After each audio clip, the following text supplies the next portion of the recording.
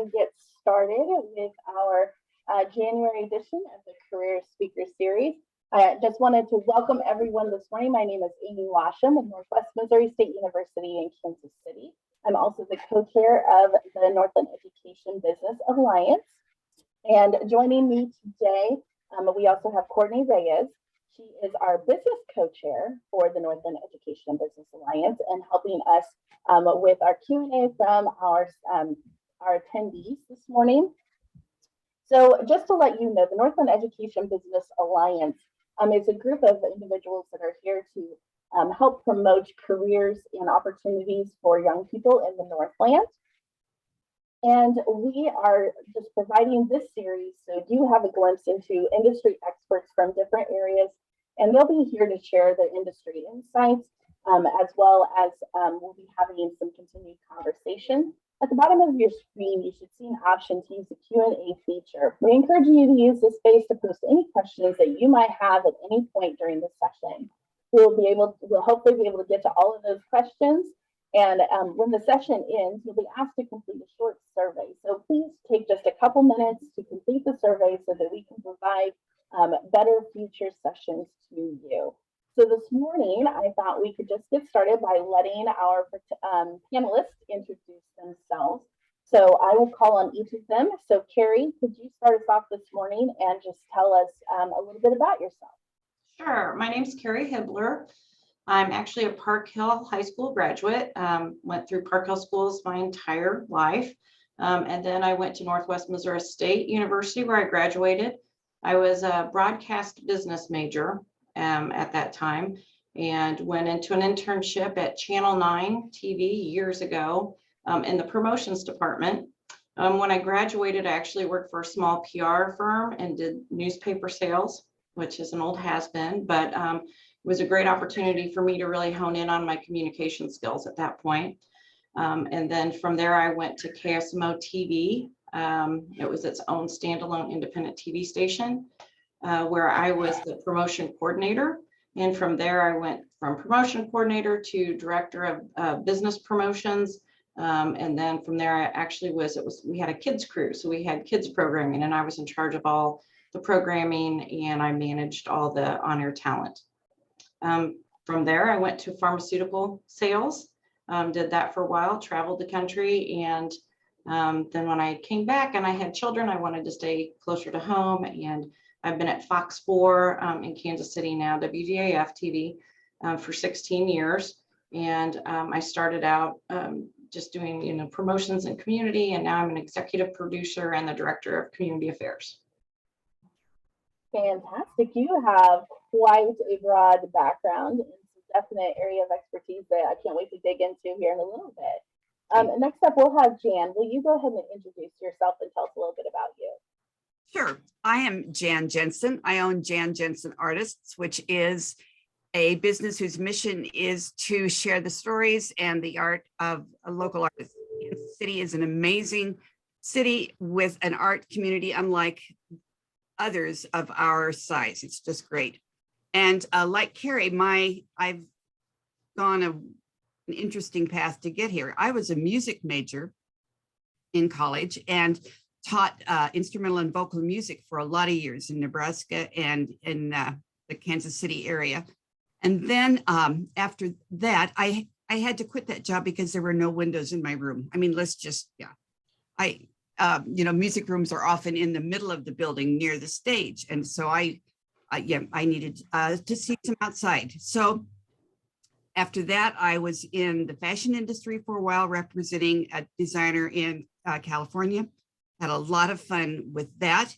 And then I got tired of having the clothes. I mean, it's a real bunglesome kind of job to have all that, even though it is fun, wardrobe. So then but I still wanted to do something that is so I could be out and about. And I realized that in every job I had, my greatest joy was in connecting people. That was the fun of all of it. So because we had always had original art in our home and I always knew the artist and knew what fun it was. And I thought that there were probably some reasons why Kansas Cityans all don't have local art on their walls. So my mission now is to connect those artists with the Kansas City people, and I'm having a ball. Fantastic. It sounds like you have a very broad range of expertise as well. So we'll give Amy a chance here to introduce herself, and then we'll dig in a little bit deeper into all of your knowledge. I'm Amy Berridge. I work at the Nelson-Atkins Museum of Art in Kansas City. My current title is Manager of Studio Experiences, which includes field trips for students that incorporate art making into their tour. And also I'm working with the team to reinstate our studio classes, which have been essentially on hold since 2020. So, and I have also kind of taken a long circuitous route to get where I am right now. I have a degree in art education, K-12 art education.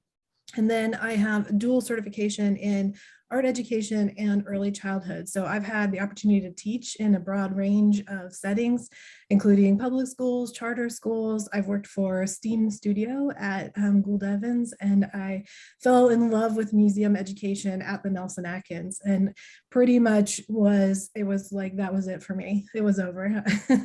So I have really enjoyed my time there. I've actually worked at the Nelson-Atkins for 10 years in different roles.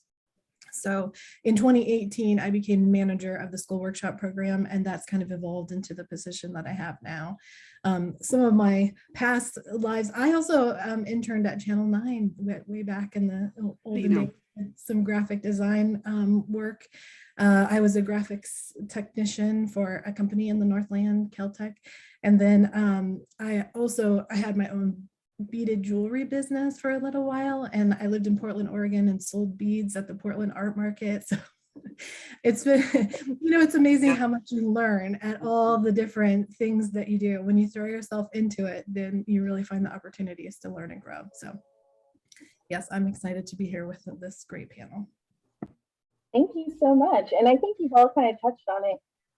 So maybe we'll just dig a little bit deeper into this aspect of, do you have to know what you want to be when you grow up, essentially, as you come out of high school or even coming out of college?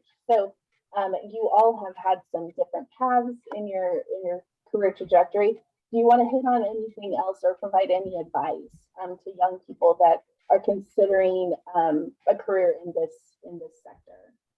Carrie, would you like to go first? Sure. We actually did a poll a couple of years ago here at Fox 4, and we were assuming that most of the majors of college majors would be journalism, and that is not true. So I think just because you get into a major in college does not mean you're going to limit yourself in different careers that you can take. If you want to be, a doctor or a dentist or something like that, or a lawyer, of course, there's a path you have to take. We have teachers. We had a lot of psychology degrees. We had communications. We've had exercise science. We've had business. We've had IT. Almost any major. We've had people that have been in arts. We've just had liberal art degrees. So we were quite surprised when we went across the board. We have 150 employees, and we were amazed at the gamut of education background that people had, but here we are all together doing communications, working in the media. So just don't think if you want to major in college or you want to do a tech school or whatever, don't think that that's going to limit you on all of the opportunities you'll have in your lifetime. Well said. Jan, what would you like to add? I would like to speak of it from a generational aspect. There was a time, my generation, when you had a career, and like Carrie said, you were a teacher, or you were a doctor, or you were something or you worked for a company. And there was this loyalty, I think, that went both ways, and you stayed with that career forever. And then the next generation, I think, was torn a little bit. I saw this in our children, that they would once said, "But Mom, I really don't have a career." because she was doing all sorts of things, again, in communication, in community activities, and so she was thinking again of careers as being that title, where I think now a career is something that you build kind of like we all have, where you start someplace and then you discover what your passions are and you go with that. And I also think that there is a difference in the idea of living to work and working to live. And I have seen that being a generational thing that's really fun to watch, that now generations are thinking, I am going to work to have a life and to have some kind of balance in it. And I think we're seeing a lot, even in the past year, the great resignation is occurring right now. And a lot of people are taking stock in, you know, what they've done, where they've been, and what they want for themselves and their loved ones. So that's great. Amy, what would you like to add? I wanted to share something that my dad has said to me many times, which is you can only steer a moving ship, which I love that visual, because you always need to be headed towards something. You can always course correct, but when you're anchored in place, then you're not getting anywhere. So that has been really true for me and my experience. You know, I headed out in one direction and I wound up somewhere else, much happier, you know, than where I started out towards, but I would have never known if I hadn't had all of those different experiences. And I forgot to mention, I'm in a graduate program as well, which is has been a fantastic experience, you know, to be a little later in life and going back to school and revisiting and really looking at what it is that drives me, just like Jan was saying. And I think that that is really helpful regardless of the field that you're in, to really hone it in on what you bring to that organization, position, you know, to the people that you are meeting and talking with every day, that you do have a unique perspective because of the path that you've taken. And it's really, it's actually kind of fun. It's work to you know, dig down and look at that, but it's a lot of fun to kind of reframe your experience into an asset, you know, that makes you unique. So that was all I would add. We all need to write that down, Amy. Your dad sounds like a very intelligent man. Right. We just want to be sure to remind those that are attending this morning, feel free to post questions into the Q&A panel at the button at the bottom of your screen, and we'll work those into our conversation this morning. Just as we'll just kind of roll back a little bit, and we'll have Carrie just kind of tell us, in your current role, what does a normal day look like for you? That's what I love about my current role. There's a couple of tasks that I have to do daily. One of them, to me, a lot of people think it's menial. It's filling the logs. So what happens is I get a big computer screen full of everything that's going to air the next day for 24 hours. And it's the programming, it's the commercial breaks, it's the advertisers. And I'm the last one that gets to touch it because they leave the time open for us to promote our own TV station. And a lot of people just, you know, get tired of it because you fill it quickly. But I look at it as I have almost on a daily basis millions of dollars at my fingertips that I can use and promote. So where somebody else might think that's not a fun job, I actually kind of look forward to it each day. I try to strategize and make it better. I want to tell people what to watch, what's upcoming, just so our TV station can keep growing. I can share a lot of our community initiatives that way. I figure with, we have 2 in-house charities. I believe we're the only TV station in the country that does have 2 charities. We have the Fox 4 Love Fund for Children and the Fox 4 Band of Angels. I was happy to say I co-founded the Band of Angels. We give used instruments. Maybe there's some kids that are listening today that have gotten an instrument from the Band of Angels. So that all just kind of started with a partnership with Meyer Music. But we have at our fingertips the opportunity to, you know, share information, to make the public aware of certain situations. And like Jan said, to be a connector. If there's somebody that's in need, then hopefully we can find the resources to connect them so they can better their life in Kansas City. So just by filling the promotional logs, I feel like, you know, we do a world of good. Other things that we do, you know, I'm in charge of all the station events. All the public service announcements that we do, all the charitable partners that we have. And then we have a staff in our creative services department, which includes graphic artists, And we call them promo producers, but really what they like to do is they like to do camera work. They shoot, they edit, they have drone licenses. And so we work with them, and I kind of help strategize their day and what they're going to do as far as, the spots that they're going to create. If they have to go out and shoot, or if we're going to go out and work a public event. And so it's really fun, and every day is a little bit different. Very cool. Do you have a web address maybe you would like to share so we can learn more about those charitable efforts at Fox 4? Sure. What I will do is, do you want me to email those, or there's Fox 4, there's the Fox 4 Love Fund for Children.org. And then there's the Band of Angels KC.org. And if you want to check either of those out, the other thing that's really nice is if you're interested in all and anything, in the community, all of those charities are looking for volunteer opportunities. And we love high school kids. We love college kids. There's certain events you can do if you want to do something on a daily or weekly basis. But the nice thing is it gets you connected with people where you might be of interest, and you can learn more about maybe a career or a job that you're interested in just by volunteering. That's awesome. That's a great kind of step forward into the career path. Thank you. Dan, would you like to tell us what your normal day would look like? I too, and I'm guessing that probably what we all love about our jobs is that no 2 days are alike. They're just so very different. But back to Carrie. So is that the art that blows? Yes. Yes, I should have worn my bassoon earrings this morning. So, but yeah, that's a great project, and so mixes art and charity. So, and yeah, I love that. So my days are crazy different. I wish I could say I love doing computer work and keeping track of numbers and all that kind of stuff. It just, does this surprise you, is not the part that I enjoy. So I get that done quickly or forget to do it and go on to the other things. Part of what I do is to curate a number of spaces. So I have about 5 community spaces that I curate. And part of that connection idea is connecting people in places where they spend some time.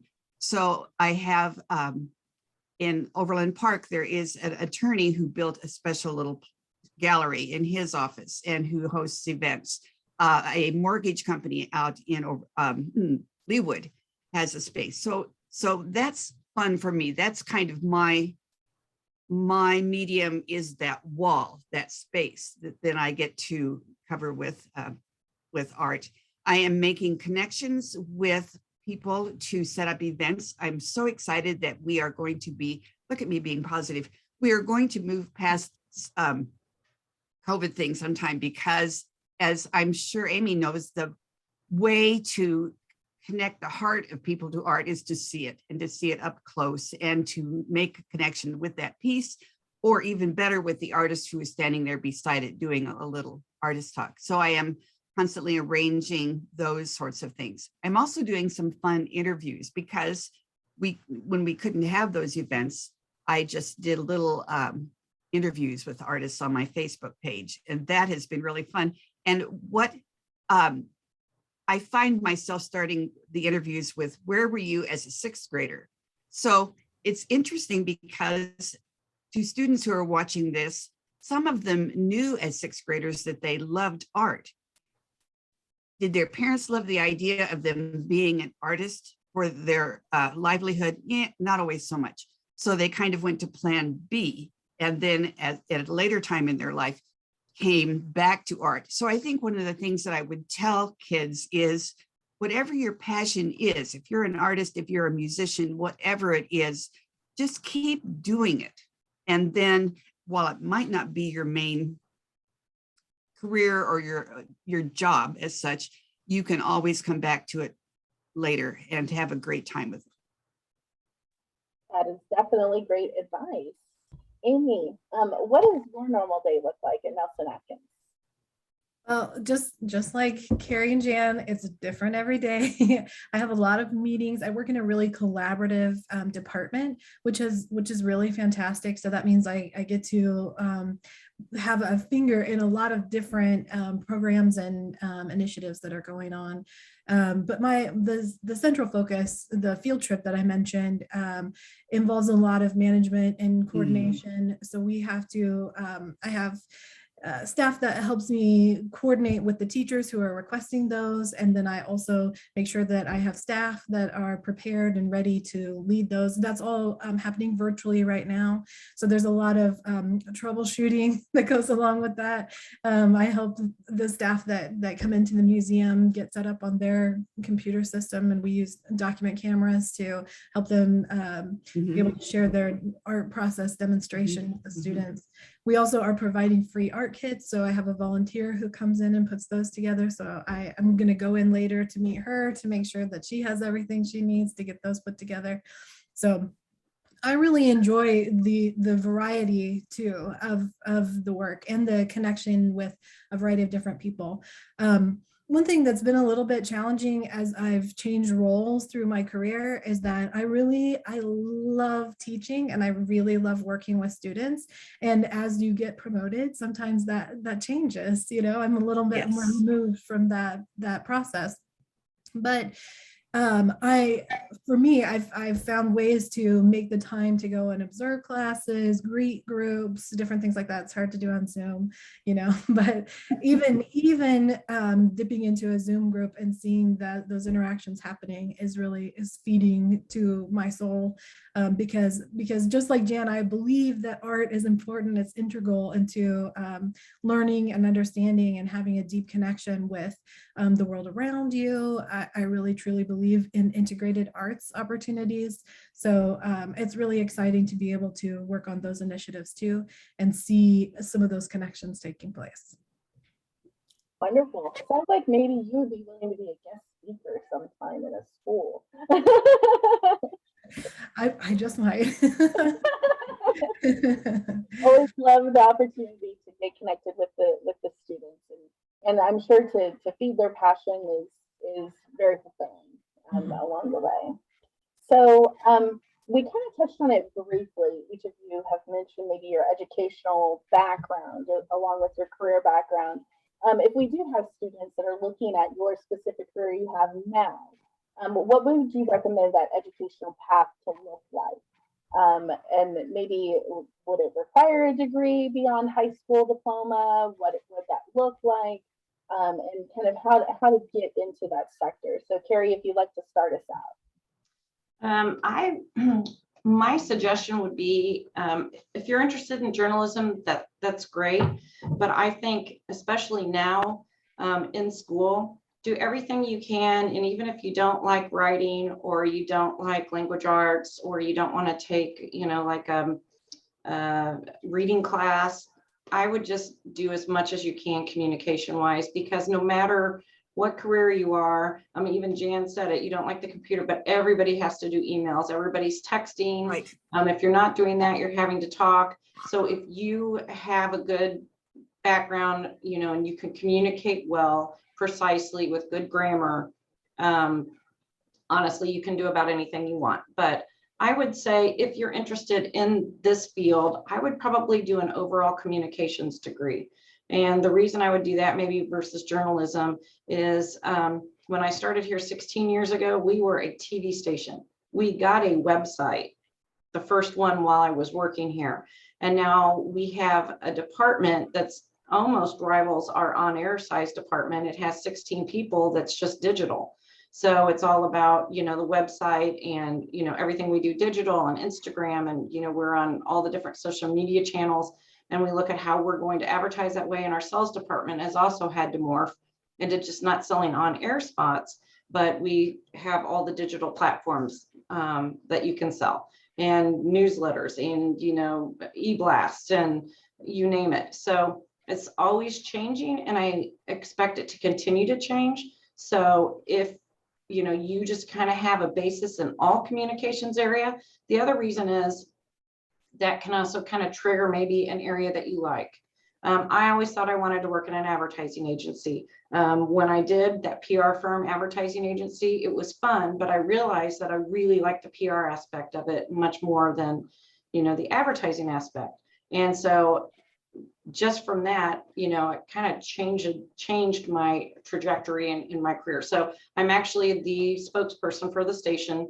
If anything happens, I do all the crisis communication, I do all the press releases. So in addition to, my director of community affairs, I do all the internal, external communication. I get to do the fun things like if we have a holiday party, I get to plan a holiday party for 300 people, but that's just a lot of organizing and it's a lot of communication. But we have other things. We have engineers, we have IT. Again, you name it, you could probably do that at a TV station. The other thing I liked, I think Jan said it, or maybe Amy said it as well, is you just always have to continue to learn and you always have to be willing to keep moving forward. I've even just gotten on through the Mid-Continent Public Library through my library card, and you can go through and you can get on lynda.com. I think they still do that. I did this a while ago, but then you can go in and take all these different free classes that normally you would have to pay for, but it just gives you a little taste of an area, maybe it's Adobe Photoshop, or maybe it's business writing or whatever. And then it can help you, but not only that, it can also kind of just get you in an idea of maybe where you want to be. That is fantastic advice. Jan, what would someone want to look into educationally in your area? So I think you said Jan, yes?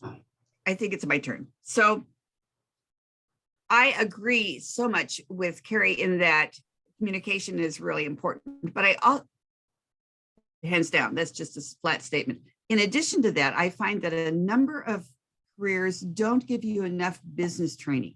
Example, if you are an artist, how do you run a business? How do you do a spreadsheet that keeps track? Look, I don't even know the word. That keeps track of all of your expenses and this sort of thing. So I think some touching on business is helpful. And I'm thinking that physicians sometimes come out, lawyers sometimes come out. So many people come out without that basic business education. And I love what you said about we can always be learning it. There are always ways to do it. One of the things that I love about these classes that you all are doing for kids is that you think in those terms of starting a business and having a plan for that.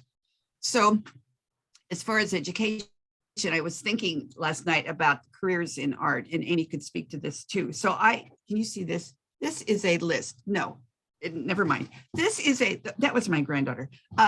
This is a list of all of the careers in art, and they are so varied. Like there's 3D product design. I mean, that's a whole different kind of education than fine art, or photography is a real field for art.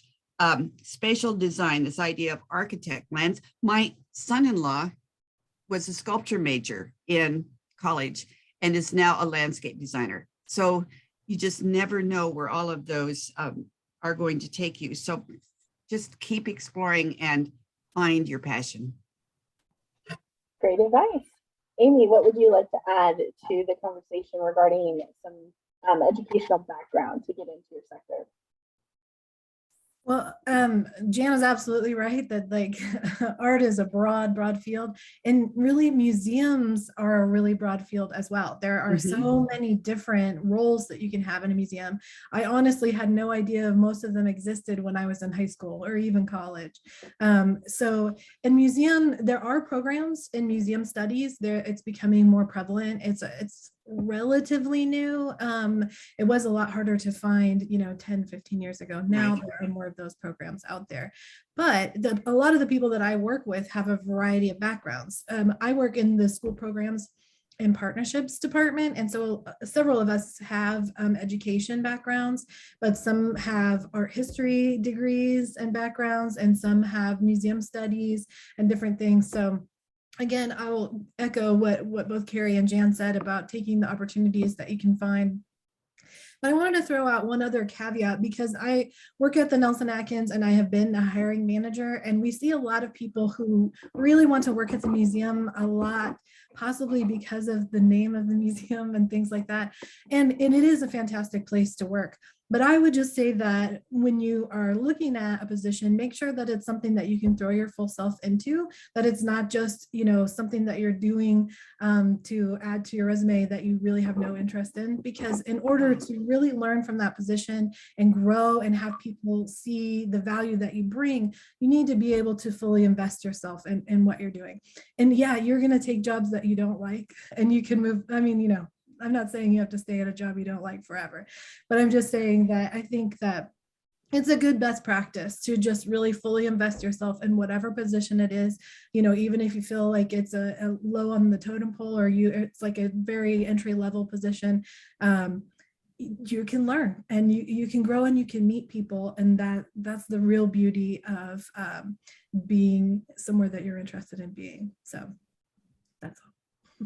Thank For you. sure. And I'm not sure that always we think we want to pass up that entry level. We think, well, that's not, yeah. And I love what you said. It's about who you know. It's who you meet. It makes all the difference. Absolutely. Just a quick reminder to our attendees, feel free to pose questions in our Q&A section as we're moving through our interviews this morning. Jan, would you want to tell us why doesn't everyone have local art in their homes?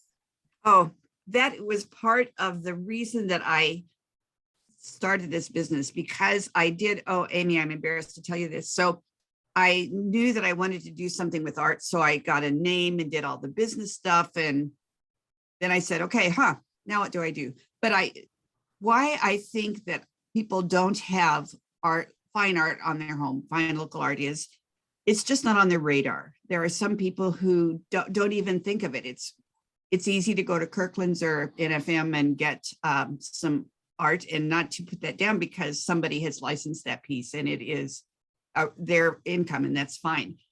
But when we are here in Kansas City with so many local artists, I just think part of what I'm doing is just to get it on their radar. Another thing I think that keeps them from doing it is fear that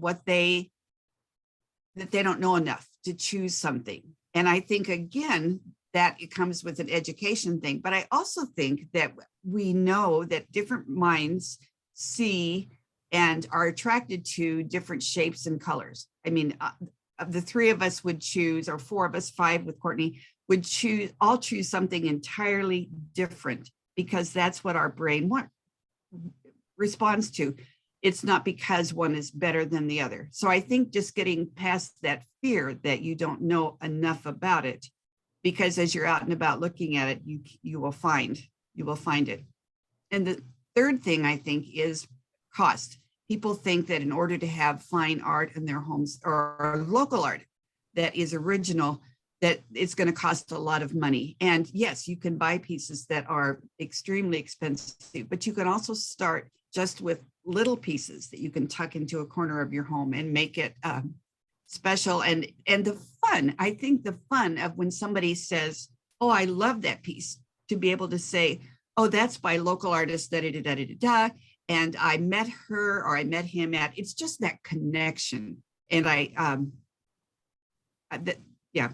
those are the three basic reasons that I think people don't have local art in their homes. Thank you. Carrie, you've talked about this a little bit, but do you have any transferable or essential skills that you would advise young people to be sure that they work on and attain in order to be successful in a career in communication? Well, we all know that the kids like phones, and their phones are in their hands, and they like social media. And I know you like participating on social media, but especially like in this industry, if that is an area you're interested in, I would absolutely look into like Google Analytics and just taking some courses about what makes it work, especially for a business. Because if you can go and you even take basic Google Analytics course and you can start looking at it and following it, then you can change your path when you're doing social media. I actually know 3 different kids that were Park Hill kids that went through, they graduated, they, went to business school, but they all have their own social media marketing companies now. And one thing they told me is they wish that not only were they participating, but they were just diving in a little bit further to see how it worked and to follow other businesses and other people in the industry. Because everything now is at your fingertips. So that's something that I am continually trying to learn, even though that's not an area I have to do, but it's right now for us, that's what's making everything tick, is everything's digital. The other thing is, with your phones, when you're out taking videos or you want to take pictures and that type of thing, you can start working on your own videos if that's a career that you're interested in.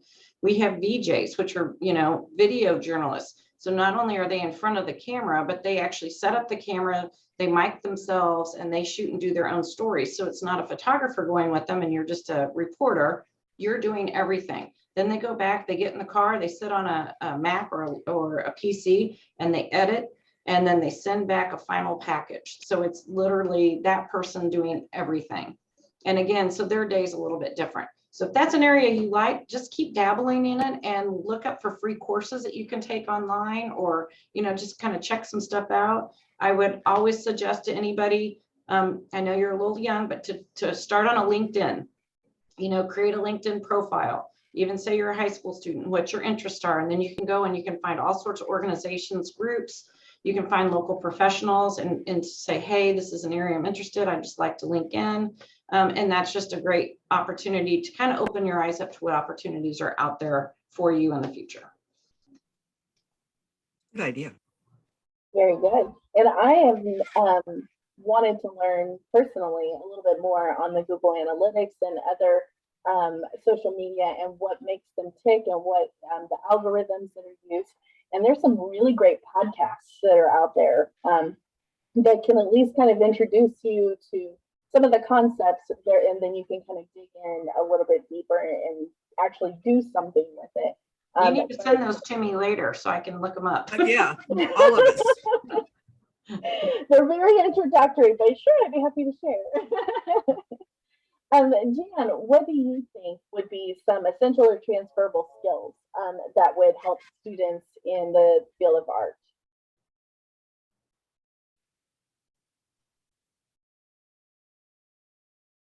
Silence is good. That even is something for them to remember. So I think you said, what are some other verbal skills that would be helpful in Transferable skills or essential skills, soft skills or got it. Okay, for sure.